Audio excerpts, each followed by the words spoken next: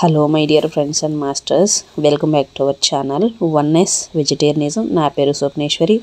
ముందుగా మనందరి గురువు అయిన డాక్టర్ బ్రహ్మశ్రీ పితామహ పత్రి సారికి నా యొక్క అనంతకోటి ఆత్మ ప్రణామాలు. సత్యలోకవాసులకి, దివ్యలోకవాసులకి, మహాకర్ణలోకవాసులకి, నక్షత్రలోకవాసులకి, ఏంజల్స్కి, మహావతార్ బాబాజీకి, బుద్ధ భగవానుడికి, రామ్తా మాస్టర్, మహా ఉపాధ్యాయుడు, మాస్టర్ టీచర్, ఇమోటల్ గురువైన తండ్రికి నా యొక్క అనంతకోటి ఆత్మ ప్రణామాలు, అలాగే పాదాభివందనాలు. ఈ సమస్త సృష్టిలో ఉన్న సమస్త కాంతి స్వరూపులకి, కాంతి జీవులకి, అలాగే ఈ వర్తమాన క్షణంలో ఉన్న ప్రతి ఒక్క మాస్టర్కి, వింటున్న వాళ్ళకి, వినబోయే వాళ్ళకి నా యొక్క స్వయానికి కూడా అనంతకోటి ఆత్మ ప్రణామాలు. ఇప్పుడు మన ముందుకు వస్తున్న master Shanta madam souls journey, మనం ఆత్మల ప్రయాణం అనే బుక్ ద్వారా ఆ జ్ఞానాన్ని తెలుసుకుంటున్నాం కదా. మరి మేడంకి సాదరంగా వెల్కమ్ చేద్దాం. Madam welcome to our session madam. Over to you madam, Shanta madam. Thank you madam, thank you. ముందుగా మన గురువు గారైన బ్రహ్మర్షి పితామహ పత్రి సార్ గారికి, స్వర్ణమాల పత్రి మేడం గారికి నా ఆత్మ ప్రణామాలు, కృతజ్ఞతలు, ధన్యవాదాలు తెలియజేసుకుంటూ విశ్వంలోని గురువులందరికీ కూడా ఆత్మ ప్రణామాలు. అలాగే వన్నెస్ వెజిటేరియనిజం టీవీ వ్యవస్థాపకులైన స్వప్నేశ్వర్ మేడం గారికి ఆత్మ ప్రణామాలు, కృతజ్ఞతలు, ధన్యవాదాలతో నేను ఈ వర్తమాన క్షణంలోని విశ్వానికి, నా స్వయానికి, నాకు జన్మనిచ్చిన తల్లిదండ్రులకు, నా కుటుంబ సభ్యులకు అందరికీ కూడా కృతజ్ఞతలు, ధన్యవాదాలు తెలియజేసుకుంటూ ఆత్మల ప్రయాణం అనే పుస్తకాన్ని నేను చెప్తున్నానండి. Thank you.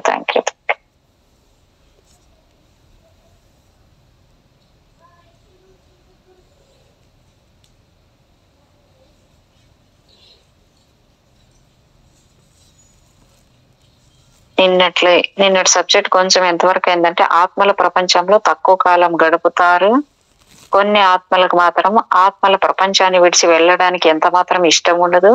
ఎందుకంటే ఎందుకు అనే ప్రశ్నే లేదు. కానీ మన గైడ్లు ఈ విషయంలో చాలా ఒత్తిడి చేస్తారు. మనం చనిపోయి ఆత్మల ప్రపంచంలో ప్రవేశించిన వెంటనే మనకు పునశ్చరణ తరగతి నిర్వహించినట్టే మళ్ళీ జన్మించడానికి మనము సిద్ధంగా ఉన్నామో లేదో నిర్ణయించడానికి ఆధ్యాత్మిక సలహాదారులు ఆత్మల ప్రపంచాన్ని మనం వదిలిపెట్టి వెళ్లే సమయంలో ఇంటర్వ్యూలు నిర్వహిస్తారు. తక్కువ స్థాయి అభివృద్ధి సాధించిన ఆత్మతో నిర్వహించిన ఒక విలక్షణమైన సన్నివేశాన్ని ఒక కేసు ఈ క్రింది విధంగా వివరించిందంట.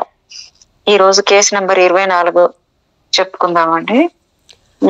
డాక్టర్ గారు అడుగుతున్నారు, నువ్వు భూలోకానికి తిరిగి వెళ్ళబోతున్నట్లు మొట్టమొదట ఎప్పుడు తెలుసుకున్నావు? సబ్జెక్ట్, ఒక మృదువైన స్వరం నా మనసులో ప్రవేశించి, నువ్వు వెళ్ళవలసిన సమయం ఆసన్నమైంది, వెళ్ళాలనుకోవడం లేదా అని చెప్పింది. డాక్టర్ గారు, ఆ గొంతు ఎవరిది? సబ్జెక్ట్, నా శిష్యకునిది, అంటే ఇన్స్పెక్టర్. శిష్యకునిది అంటే ఇక్కడ ఆ సబ్జెక్టు ఇన్స్పెక్టర్ గా ఉందనమాట. మేము మళ్ళీ జన్మించడానికి సిద్ధంగా ఉన్నామని వాళ్ళు అనుకున్నప్పుడు మాలో కొందరిని వాళ్ళు ముందుకు నెట్టవలసి ఉంటుంది. డాక్టర్ గారు, భూలోకానికి తిరిగి వచ్చేందుకు రెడీగా ఉన్నట్లు నీకు అనిపిస్తుందా? సబ్జెక్టు, అవును, నేను అలాగే అనుకుంటున్నాను. రెడీగా ఉన్నాను, కానీ భూలోకంలో నా అధ్యయనాలకు చాలా ఎక్కువ సంవత్సరాలు పట్టేటట్లు ఉంది. అది కొంచెం మరీ ఎక్కువ అనిపిస్తుంది. డాక్టర్ గారు, అయినా గాని నీ పునర్జన్మలు ముగిసే సమయం దగ్గర పడిన తర్వాత కూడా నువ్వు భూలోకంలోనే జన్మించడానికి వెళ్ళాలని అనుకుంటున్నావా? సబ్జెక్ట్ చాలాసేపు ఆగి, అలా ఉండకపోవచ్చు.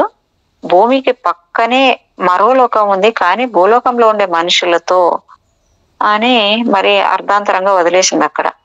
డాక్టర్ గారు అందుకున్నారు అక్కడ. అంటే దాని అర్థం ఏమిటి? సబ్జెక్టు, అప్పటికి భూలోకంలో తక్కువ మంది ఉంటారు, ఇక్కడ అంతగా జనాభా ఉండరు. నాకు అదంతా స్పష్టంగా తెలియట్లేదు అని చెప్పింది అనమాట.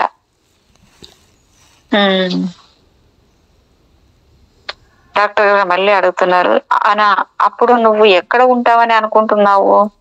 సబ్జెక్ట్, వేరే చోట, ఎక్కడికో వలస పోతారు అన్నట్లు అనిపిస్తుంది. అది నాకు స్పష్టంగా తెలియడం లేదు. గమనిక, ఇక్కడ గత జన్మలో జరిగిన వాటి జ్ఞాపకాలను తెలుసుకోవడానికి చేసే రిగ్రెషన్ థెరపీకి వ్యతిరేకంగా భవిష్యత్తు గురించి తెలుసుకోవడానికి చేసేదాన్ని ప్రోగ్రెషన్ థెరపీ అంటారు. దీనిలో కొందరు సబ్జెక్టులకు రాబోయే జన్మలలో జరగబోయేవి ఊహామాత్రంగా తెలుస్తాయి. భవిష్యత్తు అసంపూర్ణంగా అస్పష్టంగా కనిపిస్తుంది. ఉదాహరణకు 22వ శతాబ్దం అంతానికి భూ జనాభా భారీగా తగ్గిపోతుందని కొందరు చెప్పారు. ఇది కొంతవరకు నేలలో వాతావరణంలో సంభవించే చెడ్డ మార్పుల వల్ల జరుగుతుంది అని చెప్పారు. విచిత్రమైన గుడారాల్లా కనిపించే ఇళ్లలో చాలా మంది నివసిస్తూ ఉన్నట్లు కూడా వాళ్లకు కనిపించింది.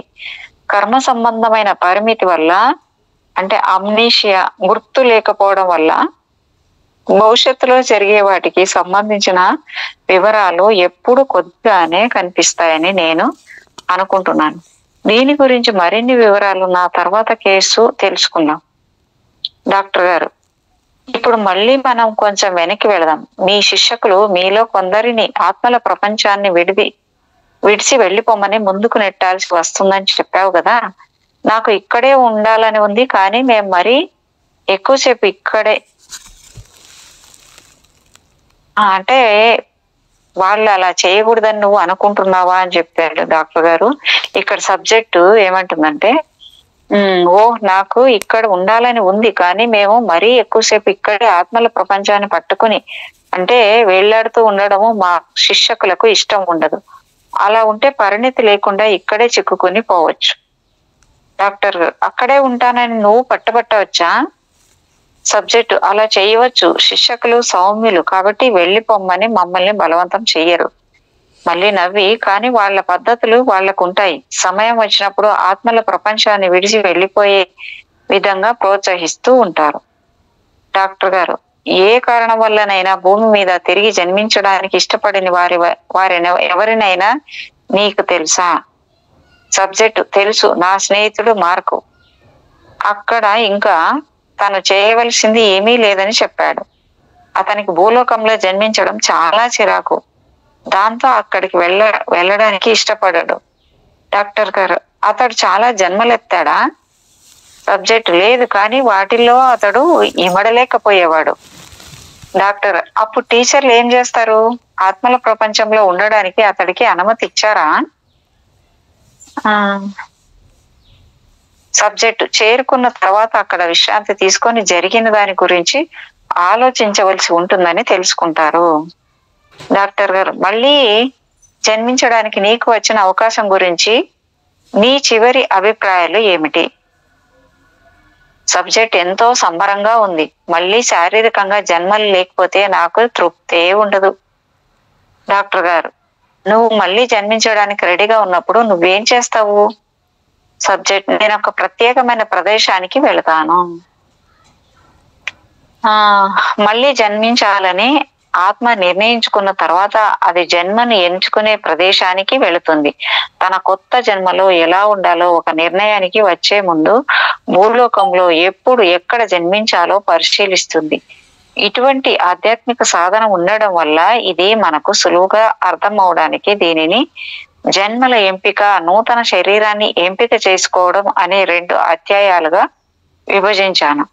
నిజానికి ఎప్పుడు ఎక్కడ జన్మించాలి, మనం ఎలా ఉండాలనుకుంటున్నాము అనేవి 2 పూర్తిగా వేర్వేరు నిర్ణయాలు కావు. అయినప్పటికీ రాబోయే కాలంలో వాతావరణ పరిస్థితులు ఎలా ఉంటాయి, మనం వాటిలో ఏ విధంగా ఇమడగలమనేది తెలుసుకోవడంలో ప్రారంభిస్తాం. ఆ తర్వాత ఆయా ప్రదేశాలలో జీవిస్తున్న వారిపై మన దృష్టిని మళ్లిస్తాం. ఈ విషయము మొదట్లో సరిగ్గా అర్థం కానంత వరకు కొంచెం గజిబిజిగా ఉండేది. ఈ విషయంలో కాలంతో పాటు మారుతున్న సంస్కృతికి సంబంధించిన పరిస్థితులు, సందర్భాలు మాత్రమే కాకుండా ఆయా సందర్భాలలో పాల్గొన్న వ్యక్తులు కూడా ఆత్మల మీద చాలా ప్రభావం చూపుతాయి. ఆత్మల ప్రపంచంలో పనితీరు అంతా ఒకే విధంగా లేదని నా నమ్మకం. ఆధ్యాత్మిక ప్రదేశాలన్నింటికీ దివ్యత్వపు లక్షణాలు ఉన్నా వాటిని ఉపయోగించిన తీరు మాత్రం వేరుగా ఉంది అని అక్కడ తిరుగాడే ఆత్మలని చెప్పాయి. ఇంకా వివరంగా చెప్పాలంటే ఆత్మల ప్రపంచంలోకి ప్రవేశించే ఆత్మలకు నిర్దేశించబడిన పునశ్చరణ ప్రదేశాన్ని ఆత్మల ప్రపంచాన్ని విడిచి వెళ్ళి ఆత్మలో జన్మించబోయే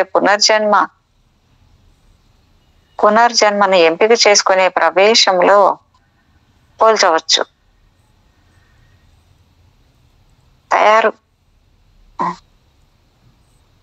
ప్రయాణంలో ఉన్న ఆత్మలు తమ జన్మలను విశ్లేషించుకోవడానికి ఈ రెండు ఉన్నాయి. వీటిలో భూలోకం దృశ్యాలు కూడా కొన్ని ఉంటాయి, కానీ ఆ పోలిక అంతటితో ముగుస్తుంది.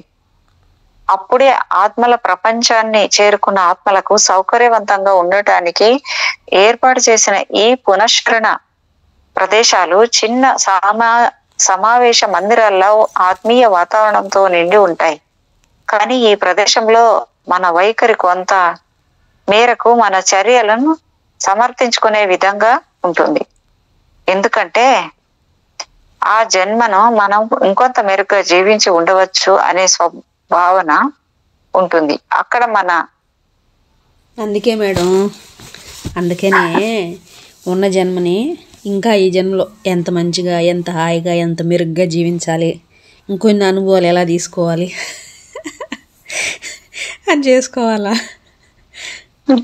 మేడం ఇక్కడ ఉండేసేపు అబ్బాబ్బాబ్బా అనిపిస్తుంది, అక్కడికి వెళ్ళి అబ్బాబ్బాబ్బా ఈసారి ఒకటి దొరికితే ఎంత బాగా చేద్దాం నేను అనుకుంటా.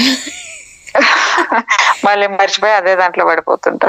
అంతే కదా, ఈసారి ఒకటి దొరికితే నేను బాగా ఎంజాయ్ చేద్దాను అనుకుంటాం. అంటే శరీరం లేకపోతే ఏం చేస్తారు మేడం చెప్పండి? గాలిలో ఏముంటుంది చెప్పండి? ఏమన్నా ఉంటుంది అనుభవం. అందుకే శరీరం తీసుకునేది. అక్కడ మన గైడ్ తో ప్రత్యక్షంగా సంభాషిస్తూ ఉంటాడంట. మరోవైపు మనం పునర్జన్మని ఎంచుకునే ప్రదేశానికి వెళ్ళినప్పుడు ఆ జన్మ పట్ల మనం ఎంతో ఆశతో, హామీతో, ఉన్నతమైన ఆకాంక్షతో ఉంటాము. కొత్త జన్మ ఎలా ఉండాలో నిర్ణయించుకునే ఈ సమయంలో ఆత్మలు ఒంటరిగానే ఉంటాయి. వాటి గైడ్స్ దరిదాపుల్లో కనిపించరు.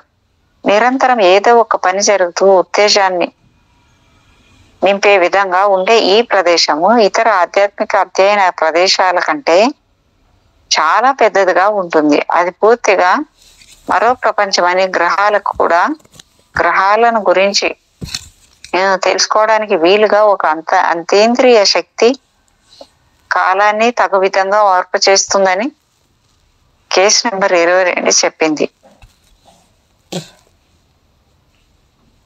ఆ సబ్జెక్టులకు అక్కడ ఉన్న కొన్ని ఆధ్యాత్మిక పరిసరాలను వర్ణించడం కష్టమైనప్పటికీ పునర్జన్మలను ఎంపిక చేసుకుని ఆ ప్రదేశం గురించి మాట్లాడటానికి వారు చాలా ఇష్టపడతారు. దాదాపుగా వారందరూ ఒకే విధంగా వర్ణించారు.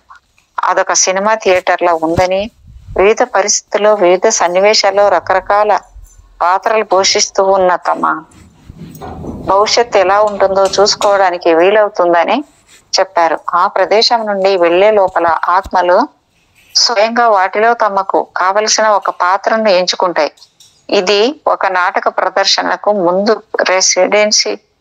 రెసిడెన్షియల్ రిహార్సల్ చేసినట్లు ఉంటుంది. మరో కొత్త జన్మలకు ప్రవేశించే ముందే ఆ ఆత్మ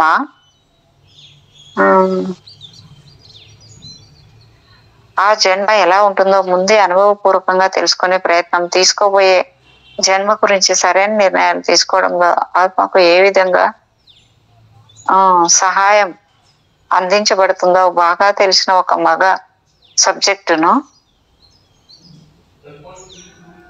ఆ వివరాలు మనకు అందించడానికి ఎంచుకున్నాను.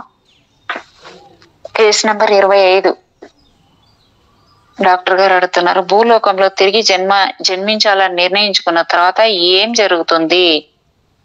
సబ్జెక్టు: అందుకు సరైన సమయం వచ్చిందని నేను నా శిక్షకుడు అనుకున్న తర్వాత నేను నా ఆలోచనలను బయటకు ప్రదర్శిస్తాను. డాక్టర్ గారు చెబుతూ ఉండు. సబ్జెక్టు: నా సందేశాలను కోఆర్డినేటర్స్ అందుకుంటారు. డాక్టర్ గారు: వాళ్ళెవరు? నువ్వు మళ్ళీ జన్మించడానికి తగిన ఏర్పాట్లని నీ గైడ్ చూసుకోడా? సబ్జెక్టు: పూర్తిగా అలా ఉండదు. ఆయన కోఆర్డినేటర్లతో మాట్లాడతాడు. రింగ్ వద్ద చూసి మాకు వీలైన జన్మలను ఎంచుకోవడానికి వాళ్ళు సహాయపడతారు. డాక్టర్ గారు: ఈ రింగ్ అంటే ఏంటి? సబ్జెక్టు నేను అక్కడికి వెళుతున్నాను, దానిని మేము రింగ్ ఆఫ్ డెస్టినీ అంటే ప్రారబ్ధ వలయం అని అంటాం అన్నమాట అని చెప్పింది ఆమె. డాక్టర్ గారు, ఆత్మల గురించి, ఆత్మల ప్రపంచంలో ఇది ఒక్కటే ఉంటుందా? సబ్జెక్ట్ కాసేపు ఆగి, చాలా ఉంటాయి అనుకుంటాను, కానీ నేను వేరే వాటిని చూడలేదు. డాక్టర్ గారు, సరే, నేను 3 అంకెలు లెక్క పెట్టేసరికి మనం ఇద్దరం కలిసి ఆ రింగ్ దగ్గరికి వెళదాము. నేను లెక్కించడం పూర్తయ్యేసరికి అక్కడ నీకు కలిగిన అనుభవాలన్నీ గుర్తుంచుకోగలవు. నువ్వు రెడీగా ఉన్నావా? సబ్జెక్ట్ ఉన్నాను అంటుంది. డాక్టర్ గారు, 1, 2, 3. ఇప్పుడు నీ ఆత్మ జన్మని ఎంచుకునే ప్రదేశం వైపు వెళుతూ ఉంది. నీకేం కనిపిస్తుందో చెప్పు. సబ్జెక్ట్ చాలాసేపు ఆగి, నేను రింగ్ వైపు తేలుతూ వెళుతున్నాను. అది వృత్తాకారంలో ఉంది, పెద్ద బుడకలా ఉంది. డాక్టర్ గారు, వెళుతూనే ఉండు, ఇంకా ఏం చెప్పగలవు? సబ్జెక్ట్, అక్కడ శక్తి కేంద్రీకృతమై ఉంది, కాంతి శక్తి కేంద్రీకృతమై ఉంది, కాంతి చాలా విపరీతంగా ఉంది. ఒక గరాటు అంటే పన్నెల ద్వారా నేను లోపలికి లాగబడ్డాను. అది కొంచెం చీకటిగా ఉంది. డాక్టర్ గారు, నీకు భయం వేసిందా?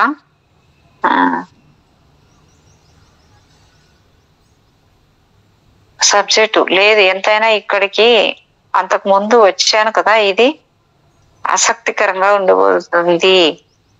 నా కోసం ఏం దాచి ఉందో చూడాలని నాకెంతో ఆశ ఉంది, నాకెంతో ఉత్తేజంగా ఉంది.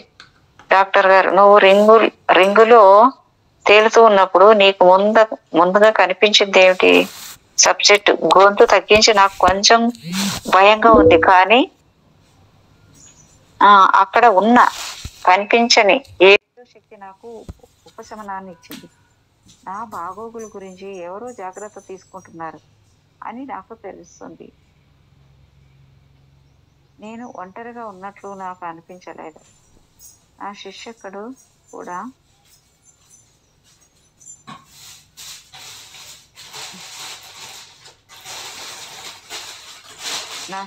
కూడా నాతోనే ఉన్నట్లు నాకు అనిపిస్తోంది.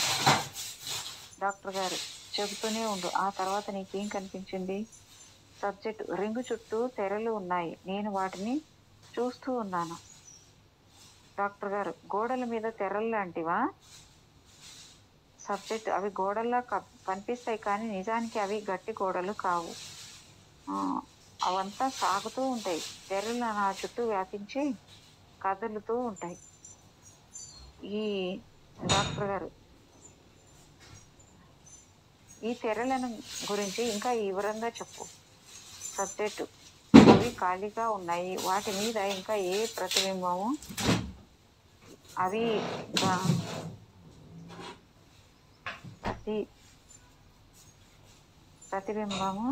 వాటి మీద ఇంకా ఏ ప్రతిబింబము లేదు. అవి గాజు పలకల్లా, వెండి తెరలా, మానవుడు అద్దాల్లా ప్రకాశిస్తూ ఉన్నాయి. డాక్టర్ గారు, ఆ తర్వాత ఏం జరుగుతుంది?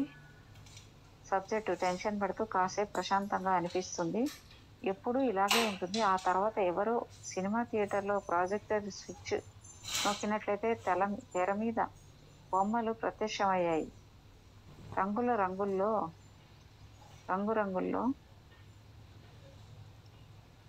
ఉన్నాయి, కదులుతూ ఉన్నాయి, అంతా కాంతి ధ్వనితో నిండిపోయి ఉన్నాయి. డాక్టర్ గారు, చెబుతూనే ఉండు, నీ ఆత్మ ఆ తెరలకు ఎంత దూరంలో ఉంది అని. డాక్టర్ గారు, నేను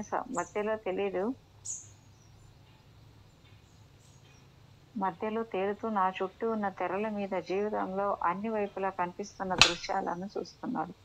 అందమైన ప్రదేశాలు, వ్యక్తులు నాకు తెలియబడలేదు.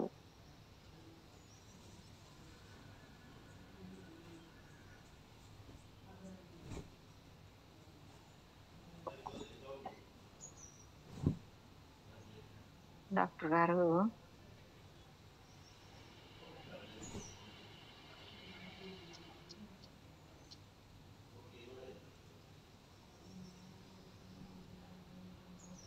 ప్రకాశిస్తూ తెరవబడింది. ఆ తర్వాత ఏం జరుగుతుంది? సబ్జెక్టు టెన్షన్ పడుతూ కాసేపు ప్రశాంతంగా అనిపిస్తుంది. ఎప్పుడు ఇలాగే ఉంటుంది. ఆ తర్వాత ఎవరో సినిమా థియేటర్‌లో ప్రాజెక్టర్ నొక్కి స్విచ్ నొక్కినట్లయింది. తెర మీద బొమ్మలు ప్రత్యక్షమయ్యాయి. రంగురంగుల్లో ఉన్నాయి. కదులుతూ ఉన్నాయి. అంతా కాంతి ధ్వనితో నిండిపోయి ఉన్నాయి. డాక్టర్ గారు చెబుతూనే ఉండు. నీ ఆత్మ ఆ తెరలకు ఎంత దూరంలో ఉంది? సబ్జెక్టు నేను మధ్యలో తేలుతూ నా చుట్టూ ఉన్న తెరల మీద జీవితంలో అన్ని వైపులా కనిపిస్తున్న దృశ్యాలను చూస్తున్నాను. అందమైన ప్రదేశాలు, కృతజ్ఞతలు, ఉల్లాసంగా ఆహ్, వీటి ఈ సిటీ నాకు తెలుసు.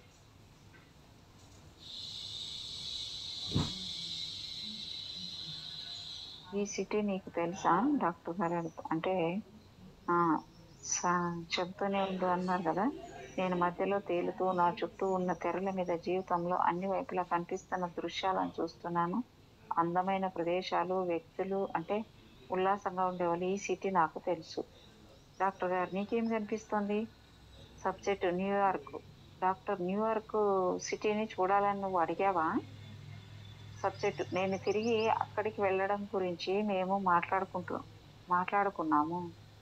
అంటే దానిలో పూర్తిగా లీనమై అది చాలా మంది మారిపోయారు. చాలా భయాలు, కార్లు ఎప్పటిలాగానే రణగొణుతున్నారు. డాక్టర్ గారు కొన్ని నిమిషాలు నేను న్యూయార్క్ తిరిగి వస్తాను. ఇప్పుడు ఆ రింగులో నువ్వు ఏం చేయాలో చెప్పు. సబ్జెక్టు నా ఎదురుగా ఉన్న ప్యానెల్‌ను మానసికంగా ఆపరేట్ చేస్తున్నాను.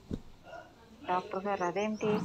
తెరల ముందు ఉన్న ఒక స్కానింగ్ పరికరం లాంటిది.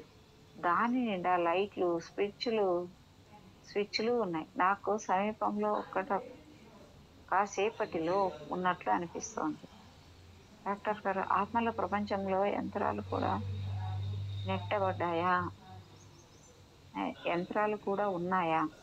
సబ్జెక్టు అది వినడానికి చాలా విచిత్రంగా ఉంది. నాకు తెలుసు. కానీ నా ముందు జరిగేది ఇదే. కాబట్టి నేనేం చేస్తున్నారో చెప్పగలరు.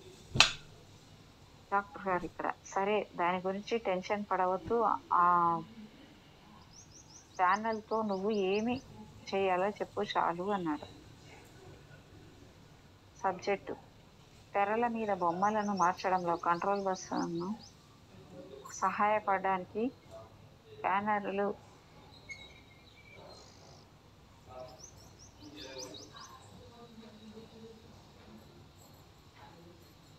తెరల మీద బొమ్మలను మార్చడంలో కంట్రోలర్ సహాయపడడానికి స్కానర్‌ను నా మనస్సుతో ఆపరేట్ చేస్తాను.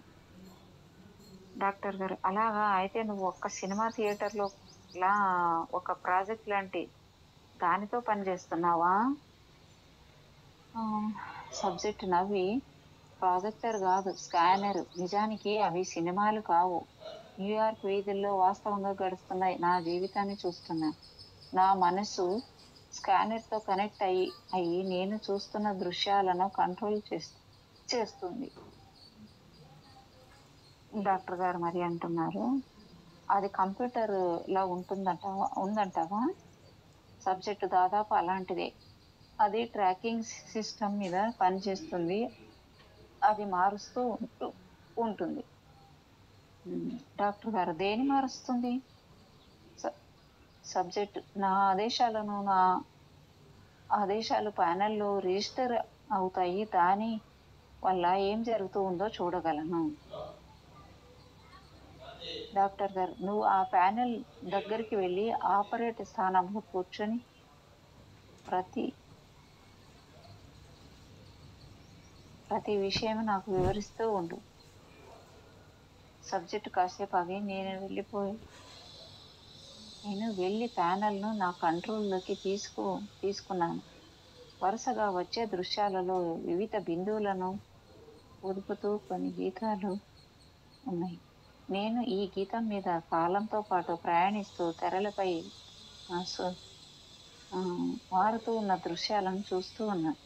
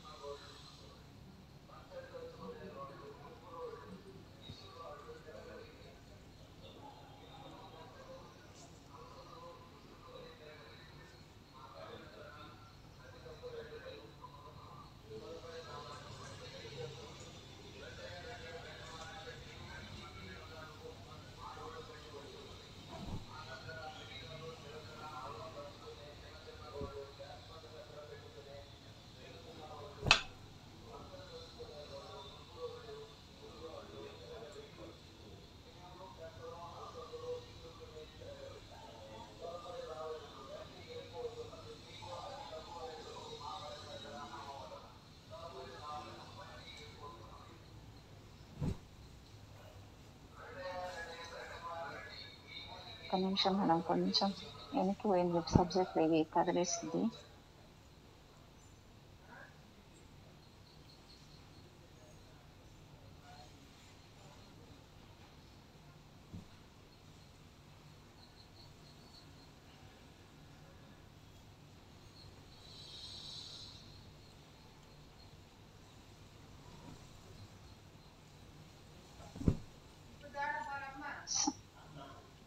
అది కంప్యూటర్లో ఉందంటావా? ఇది అలా అంటే ఇక్కడ తెరల ముందు ఉన్న ఒక స్కానింగ్ పరికరం లాంటిది, దాని నిండా లైట్లు స్విచ్లు ఉన్నాయి. నాకు విమానంలో కాక్పిట్ లో ఉన్నట్లు అనిపిస్తోంది. ఆత్మల ప్రపంచంలో యంత్రాలు కూడా ఉన్నాయేమో. సబ్జెక్టు: అది వినడానికి చాలా విచిత్రంగా ఉందని నాకు తెలుసు, కానీ నా ముందు జరిగేది ఇదే, కాబట్టి నేనేం చేస్తున్నానో చెప్పగలను. డాక్టర్ గారు: సరే, దాని గురించి టెన్షన్ పడద్దు. ఈ ప్యానెల్తో నువ్వు ఏం చేయాలో చెప్పు చాలు అని. సబ్జెక్టు: తెరల మీద బొమ్మలను మార్చడంలో కంట్రోలర్స్కు సహాయపడడానికి స్కానర్ను నా మనసుతో ఆపరేట్ చేస్తాను. డాక్టర్: అలాగా, అయితే నువ్వు ఒక సినిమా థియేటర్లో ఒక ప్రాజెక్టర్ లాంటి దానితో పనిచేస్తున్నావా? సబ్జెక్ట్ నవ్వు: ప్రాజెక్టర్ కాదు, స్కానర్. నిజానికి అవి సినిమాలు కావు. న్యూయార్క్ వీధుల్లో వాస్తవంగా గడుస్తున్న నా జీవితంలో నీ చూస్తున్నాను.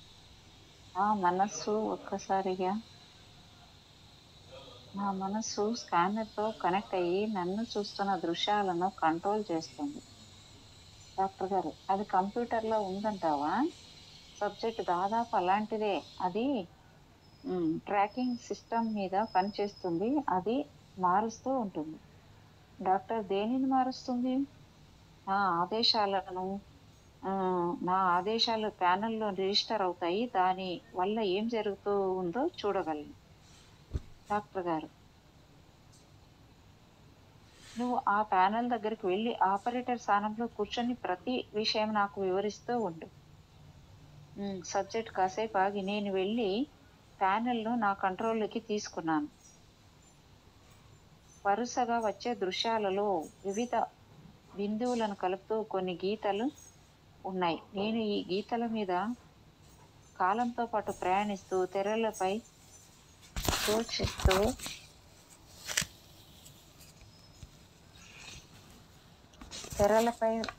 అంటే వివిధ బిందువులను కలుపుతూ కొన్ని గీతలు ఉన్నాయి. నేను ఈ గీతల మీద కాలంతో పాటు ప్రయాణిస్తూ తెరలపై మారుతూ ఉన్న దృశ్యాలను చూస్తూ ఉన్నాను. డాక్టర్ గారు: ఇక్కడ ఆ దృశ్యాలు ఎప్పుడూ నీ చుట్టూ కదులుతూ ఉంటాయా? సబ్జెక్టు: అవును. వాటిలో దేన్నైనా నేను ఆపాలనుకుంటే ఆ గీతల మీద ఉన్న బిందువులు వెలుగుతాయి. గమనిక: ఇక్కడ కేసు నెంబర్ 14 ఆధ్యాత్మిక ప్రదేశాల్లో జరిగే ప్రయాణంలో ఇటువంటి గీతల గురించి మనం విని ఉన్నాము. డాక్టర్ గారు: మరి ఇదంతా ఎందుకు చేస్తున్నావు?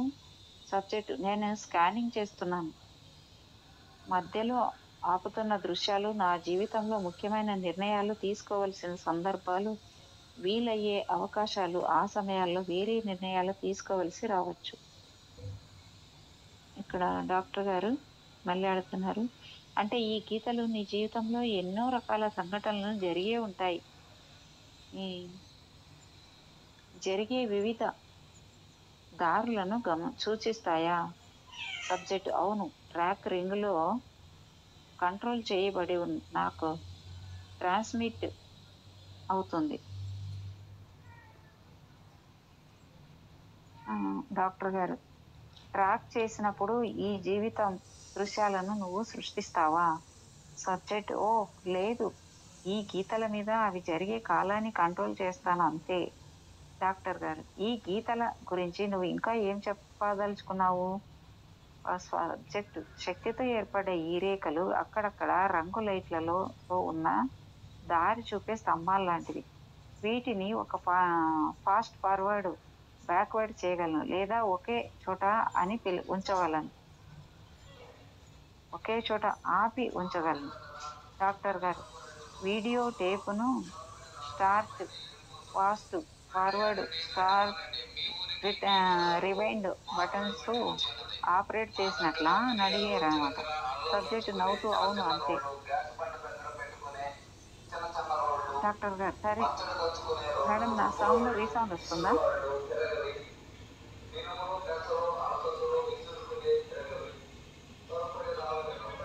సబ్జెక్ట్ నవ్వుతూ అవును అంతే. డాక్టర్ గారు సరే, నువ్వు దృశ్యాలను స్కాన్ చేస్తూ ఒకదానిలో ముందుకు వెళుతున్నప్పుడు మధ్యలో ఒక చోట అడగాలనుకున్నావనుకో, అప్పుడు ఏం చేస్తావు? తెరల మీద ఉన్న సీన్ ని తాత్కాలికంగా ఆపి దానిలోనికి ప్రవేశిస్తాను. డాక్టర్ ఏమిటి, ఆ సీన్ లో నువ్వు ఒక భాగమైపోగలవా? సబ్జెక్ట్ అవును. ఇప్పుడు ఏం చేయాలన్నా చేసే వీలు ఉంటుంది. డాక్టర్ గారు ఏ విధంగా? ఆ దృశ్యంలో ఒక వ్యక్తిలా అయిపోతావా లేక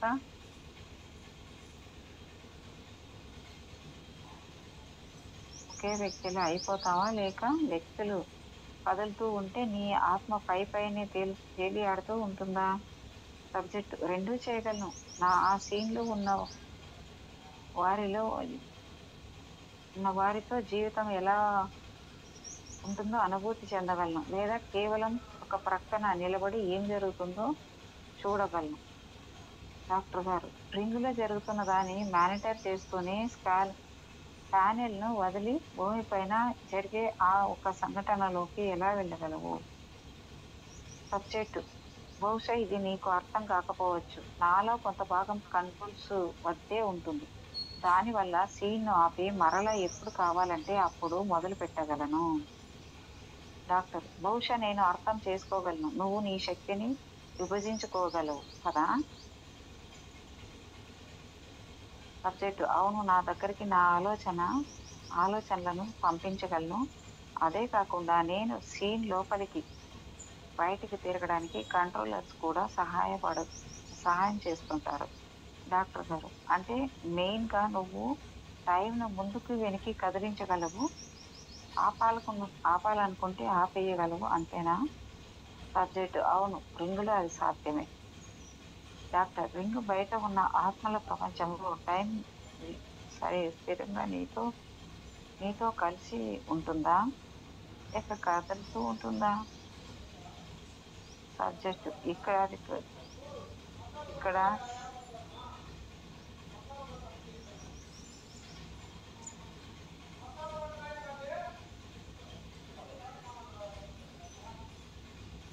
రింగు బయట ఉన్న ఆత్మల ప్రపంచంలో టైం స్థిరంగా నీతో కలిసి ఉంటుందా లేక కదులుతూ ఉంటుందా?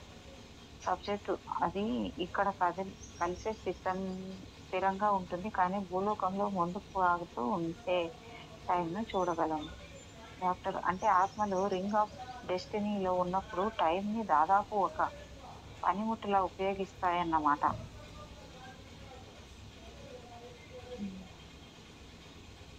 సబ్జెక్టు ఆత్మలో ఉన్నప్పుడు మేము టైం ని చాలా విధాలుగా ఉపయోగిస్తాం. సంఘటనలు, విషయాలు, వస్తువులు చుట్టూ కలుగుతూ ఉంటాయి. సరైన సమయంలో అవి భౌతిక స్వరూపాన్ని సంతరించుకుంటాయి, కానీ మాకు మాత్రం టైం ఒకే క్షేత్రం.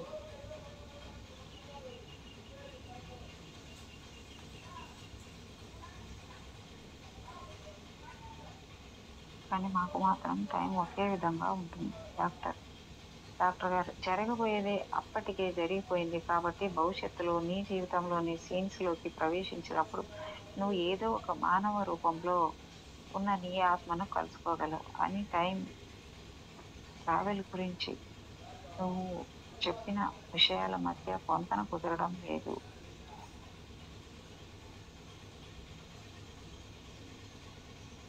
ఏదో ఒక మానవ రూపంలో ఉన్న నీ ఆత్మను కలుసుకోగలవు అని. అవి టైం ట్రావెల్ గురించి నువ్వు చెప్పిన విషయాల మధ్య పొంతన కుదరటం లేదు.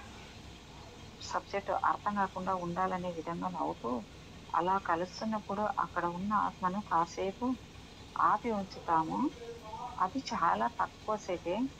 కాలం ద్వారా జీవితాన్ని గమనిస్తున్నప్పుడు వాటి ప్రయోజనాలకు మేము భంగం కలిగించము. డాక్టర్ గారు సరే, నువ్వు నీ జీవిత సంఘటనలను గమనించేటప్పుడు నిజానికి భూత భవిష్యత్ వర్తమానాలు మూడు విడివిడిగా లేకపోతే భవిష్యత్తులో ఏం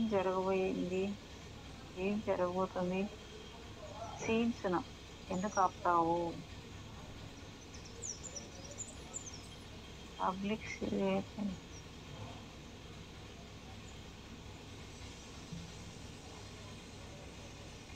సబ్జెక్ట్ రింగ్ కంట్రోలర్స్ టైంని ఉపయోగించుకునే దాని వెనుక గల ముఖ్యమైన ప్రయోజనాన్ని నువ్వు గుర్తించలేకపోతున్నావని నేను అనుకుంటున్నాను. మిమ్మల్ని పరీక్షించడానికి ముందుకు కదులుతూ ఉండే కాలం సృష్టించబడింది. ఒక సీన్ ఏ విధంగా ముగుస్తుందో అని మాకు పూర్తిగా చూపించారు. జీవితంలో కొన్ని భాగాలు మాకు కల్పించకుండా మరుగున పరుస్తారు.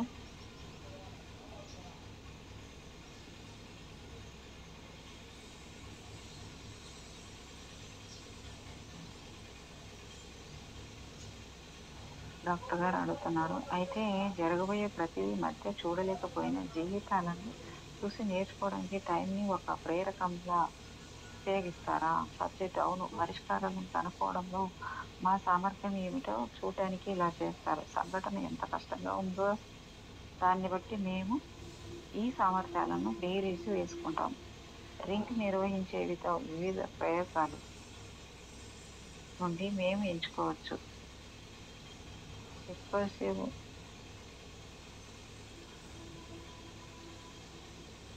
భూమి మీదకి వచ్చి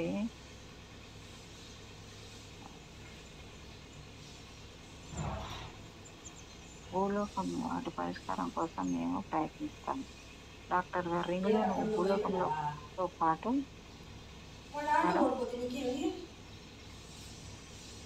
భూలోకంతో పాటు ఇతర గ్రహాల్లో ఉన్న జీవులను కూడా చూడగలవా? సబ్జెక్టు లేదు, చూడలేదు. ఎందుకంటే ఈ భూమి మీద టైంని మాత్రమే ట్రాక్ చేసేగా నేను ప్రోగ్రామ్ చేయబడ్డాను. డాక్టర్ గారు తెరల నుండి ఒక టైం నుండి మరో టైంకి దూకడం చూస్తే నువ్వు ఒక బాల్లా అనిపిస్తున్నావు. సబ్జెక్టు ఇకిలిస్తూ నిజమే, తప్పకుండా అది సరదాగా ఉంటుంది. కానీ మేము అలా దీన్ని సరదా కోసం చేయకూడదు. ఎందుకంటే తర్వాత జన్మ కోసం కీలకమైన నిర్ణయాలు తీసుకోవాల్సి ఉంటుంది. వాటితో ఏవైనా పొరపాట్లు జరిగితే ఆ జన్మను సరిగ్గా గడపకపోతే వాటి పర్యవసానాలను భరించాల్సి వస్తుంది.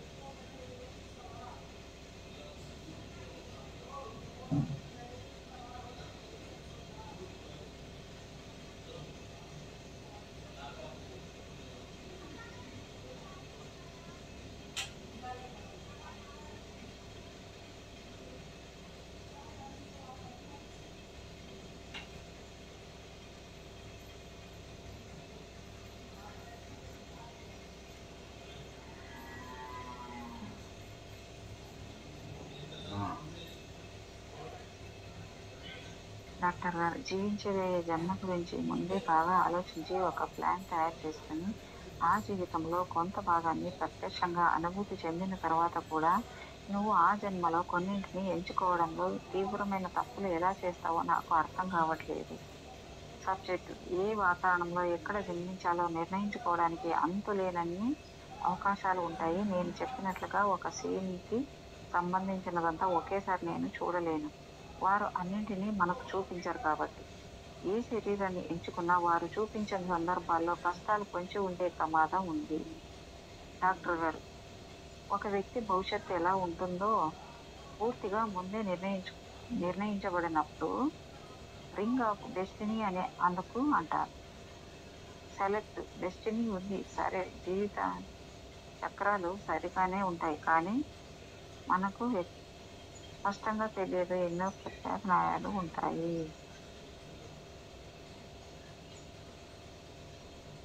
నేను నా సబ్జెక్టులను జన్మలను ఎంచుకునే విశాల ప్రదేశానికి తీసుకువెళ్ళినప్పుడు వారికి భూత భవిష్యత్ వర్తమానాలు కనిపిస్తాయి. అంటే ఈ సబ్జెక్టు ఒక రింగులా కనిపించినట్లు. ఆత్మల ప్రపంచంలో ఎల్లప్పుడూ స్థిరంగా ఉండే కాలాన్ని విడిచి వెళుతున్నామని గ్రహించిన ఆత్మలు రింగులో తమ రాబో జీవితాలను పరిశీలించడానికి ప్రతిధ్వనించే తరంగాల మీద ముందుకు వెనుకకు తిరుగుతూ ఉంటాయి. అన్ని కాలాల్లో జరగబోయే సంఘటనలన్నింటినీ మరలా మరలా ఆపుతూ ముందుకు జరుగుతూ ప్రత్యక్షంగా కళ్ళ ముందు జరుగుతున్నట్లుగా వారు చూసేట్లు చేయబడుతున్నాయి. సమాంతరంగా జరగబోయే వాస్తవ సంఘటనలను ఒకేసారిగా చూపడం వల్ల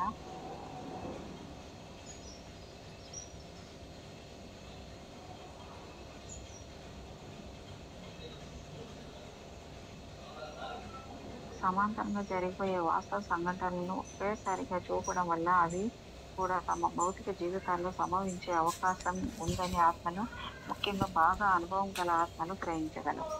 అన్నీ తెలుసుకోగలిగిన ఇటువంటి ఆధ్యాత్మిక వాతావరణంలో ఉన్నప్పుడు నా ఆత్మను భవిష్యత్తులో జరగబోయే అన్ని సంఘటనలను పూర్తిగా ఎందుకు చూడలేకపోతున్నారో నాకు ఎంతకీ అర్థం కాలేదు. దాని గురించి తెలుసుకుని ప్రపంచ ప్రయత్నంలో ప్రతి ఆత్మ యొక్క ప్రయోజనాలను పరిరక్షించడానికి ఆత్మల ప్రపంచం రూపొందించబడింది అనే నిర్ణయానికి వచ్చారు. సాధారణంగా నేను చికిత్స చేస్తున్న వ్యక్తులు సబ్జెక్టులు ఇంకా జన్మిస్తూ ఉన్న బాల ఆత్మల భవిష్యత్తులో మరీ ఎక్కువ కాలం తర్వాత సంభవించబోయే సంఘటనలను వీరు స్పష్టంగా చూడలేకపోవచ్చు. ఎందుకంటే ఈ ఆత్మలు తమకు ప్రస్తుతం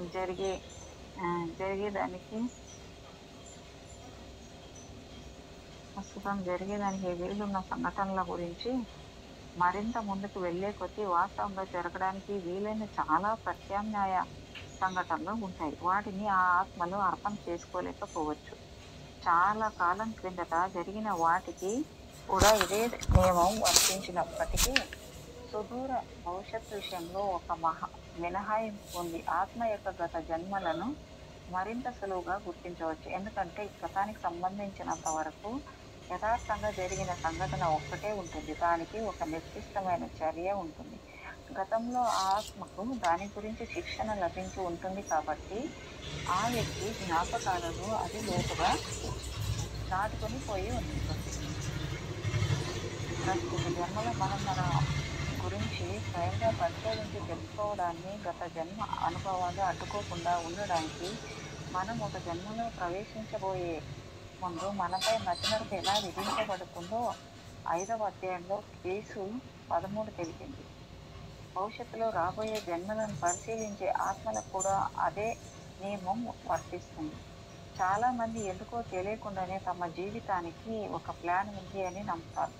కానీ నమ్మకం సరైనది. ఆ ప్లాన్ గురించి మనం పూర్తిగా తెలుసుకోలేకుండా మతిమరుపు నిరోధించిన ప్రతి జన్మకు సంబంధించిన ఆధ్యాత్మిక జ్ఞాపకాలను గుర్తు తీసుకురాగలిగే శక్తి మన చేతన మనసుకు ఉంటుంది. ఆత్మలకు జన్మలను ఎంచుకోవడానికి ఒక విధమైన టైం మెషిన్ సమకూర్చబడుతుంది. దానిలో వాటికి మెయిన్ రోడ్డు చేరుకోవడానికి కొన్ని ఇతర మార్గాలు కనిపిస్తాయి. ఆత్మల్లో ఉన్నప్పుడు మనకు ఈ మార్గాలను పూర్తిగా తెలియజేయనప్పటికీ జన్మించినప్పుడు ఆ రోడ్డు మ్యాప్లో కొంత భాగాన్ని మనకు భూలోకానికి తీసుకొస్తాం. నా క్లయింట్ ఒకతను ఇలా చెప్పాడు. జీవితంలో ఏం చేయాలో తెలియక తికమక పడుతున్నప్పుడు నేను ప్రశాంతంగా కూర్చొని నేను ఎక్కడ ఉన్నానో, భవిష్యత్తులో నేను ఎక్కడికి వెళ్ళాలనుకుంటున్నాను అనేది ఆలోచించి రెండింటినీ పోల్చి చూసుకుంటే ఆ తర్వాత నేనేం చేయాలో అనే దాని గురించి నా లోపలికి నుండి నాకు తెలుస్తుంది. జీవితం అనే ఈ రోడ్డులో మనం ఎదుర్కొంటున్న సమస్యలన్నీ భగవద్గీత వల్లనే జరుగుతున్నాయి అని అంగీకరించినంత మాత్రాన మన విధిరాత మార్చలేమని, మన జీవితాన్ని బందీ చేయాల్సిన అవసరం లేదు. ప్రతి విషయము ముందే నిర్ణయించిన ప్రకారం జరిగే పని అయితే మనం పడే కష్టాలకు అర్థం లేదు. వాటి వల్ల ప్రయోజనమేమీ ఉండదు. కష్టాలు ఎదురైనప్పుడు పరిస్థితిలో మార్పు తీసుకువచ్చేదానికి పోరాడకుండా, ఏమీ ప్రయత్నించకుండా కూర్చొని చూస్తూ ఉండాలని కాదు. మన జన్మల్లో అందరికీ మార్పుల కోసం తృప్తి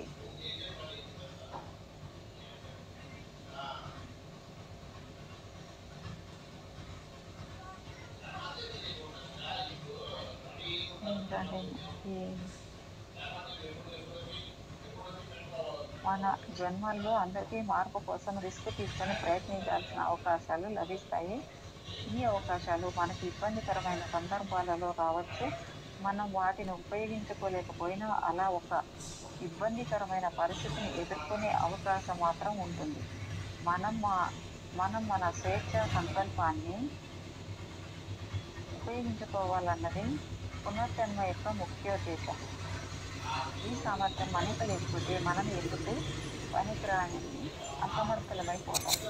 ఈ విధంగా కర్మ సంబంధమైన విధి అంటే కేవలం మనం ఏమాత్రం మార్చలేని పరిస్థితుల్లో చిక్కుకోవడం కాదు.